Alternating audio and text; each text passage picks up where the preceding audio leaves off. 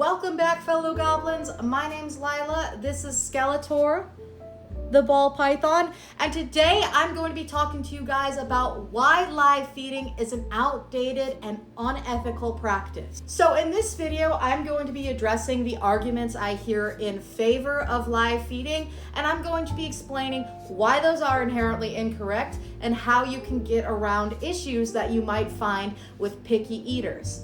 I have here Skeletor because A, she is a ball python. Ball pythons are notoriously picky eaters. And B, her previous owner made the mistake of feeding her live, so she actually has scars from when she was fed live. Now, this isn't me, knocking on her previous owner. This is a very, very common mistake. Again, it is super easy to make this mistake if you just don't know, but Skeletor here actually got off really easy. I have seen personally horrible scarring resulting from live feeding. I have seen snakes that have died as a result of live feeding. I have seen snakes that have ribs exposed as a result of live feeding. So live feeding is so incredibly dangerous to your snake, but not only is it dangerous to your snake, it is also just arguably cruel and unnecessary. The first argument in favor of live feeding that I will be addressing is that my snake only takes live. I can't feed them frozen thawed, so I have to feed them live. Me personally, if I have an issue where my snake isn't taking frozen thawed, like whatsoever, I'm going to assume that it is a husbandry issue. But say your husbandry is perfect, they're still not taking frozen thawed. Well, this could be because they are just a pickier eater. And one good way to get around this is to diversify your feeders. So I personally feed things like quail, chicken, African soft furs, mice, rats. I feed a wide variety of food items to sort of see what my snakes prefer and to give them a diverse diet, because some snakes really are just pickier and they really do just prefer certain prey items over other prey items. So it's good to look at websites like Rodent Pro where they have a wide variety, or even look into local farmers. That's what I do as somebody who especially keeps like large reptiles. I buy locally from people who have to cull their livestock, and I feed my snakes that way. Now, another thing with picky eaters is that you might just actually be preparing those prey items improperly. They might just not be warm enough, or you're not moving them around enough. If your snake isn't taking frozen thawed because you think that they prefer live, you should be mimicking live prey with your tongs by making sure that your prey is heated up to the proper temperature and then moving them around as if they were a prey item going by an ambush predator.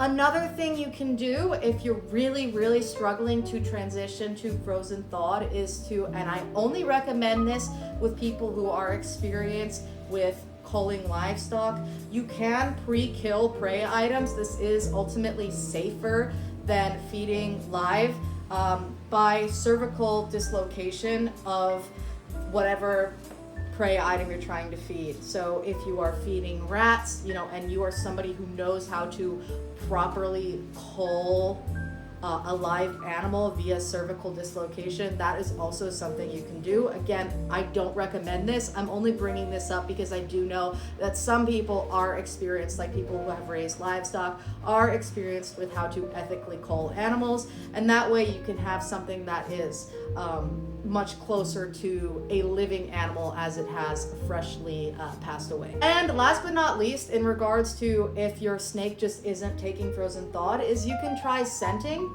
You can also try braining. Again, this is kind of gnarly, but you can take a frozen thawed animal, poke a hole in its skull, and then squeeze it so that that scent comes out and becomes more enticing to your snake. Or you can even go on a website like Rodent Pro and buy scents of other animals to try to put on those prey items to entice them into eating. Now I'm going to be addressing another argument I hear in favor of live feeding, and that is that live feeding is more natural. This just isn't true. There's nothing about that is true. Giving a live prey item to a predator in an enclosed space is essentially shooting fish in a barrel. There is nothing about that mimics like the wild better than if you were feeding frozen thawed, which, as I mentioned previously, if you're feeding frozen thawed, you should already be mimicking a living animal with your hemostats or your tongs or whatever you're using to hold that prey item. Feeding live is shooting fish in a barrel. You're putting a living prey item into a box with a predator with no means of escape. And because it is in an enclosed space, and because it is being actively hunted by a predator in an enclosed space, that is what leads to these severe injuries, because a prey item will defend itself if it can. You know, regardless of how careful you are, regardless of how well you supervise these animals, the chances of an injury occurring are extremely high. I don't care if you're somebody who's been like, I've live fed for years with no issues. I've live fed for years with no issues. Something can and will happen. Just because it hasn't happened yet doesn't mean it will never happen.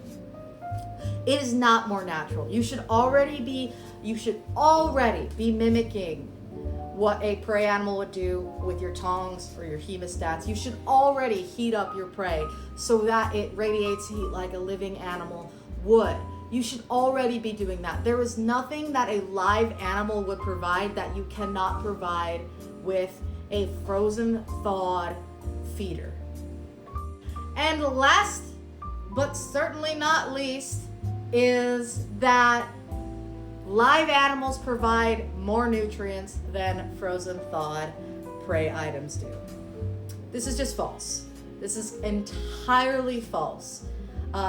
Frozen thawed animals have just as many important nutrients as a living animal would. They're not losing nutrients just because they have been frozen. These are animals that eat whole prey. So if you're feeding a frozen thawed animal, it should be whole prey already. It should have those bones, it should have those organs, that fur or those feathers or whatever it is that you're feeding. All of that is still being provided despite the fact that it was frozen.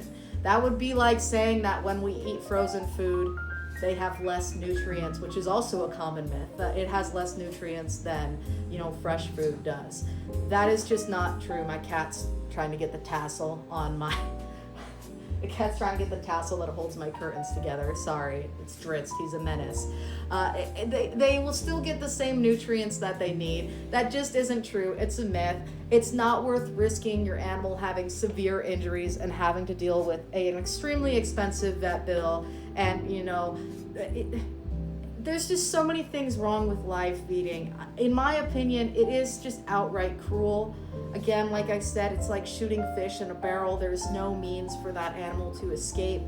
Just because an animal is bred to be a prey item for, pets, doesn't mean that they don't deserve respect. They still deserve respect. They're still intelligent, animals.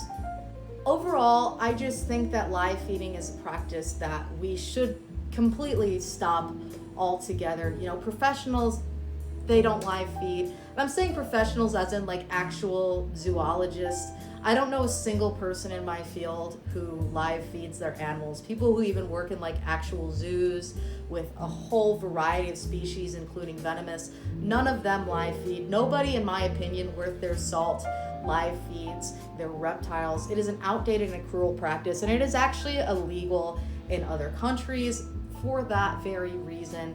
There's no reason to risk your reptile's safety and to, put a living animal through that. Buy feeders from sources that treat their feeders with respect and cull their feeders respectfully, or euthanize their feeders respectfully, whether it's like CO2 chambers or cervical dislocation and they know what they're doing. Feeder animals deserve respect just like our reptiles deserve respect. So thank you guys so much for watching. Let me know your thoughts and I will see you guys next time. Bye.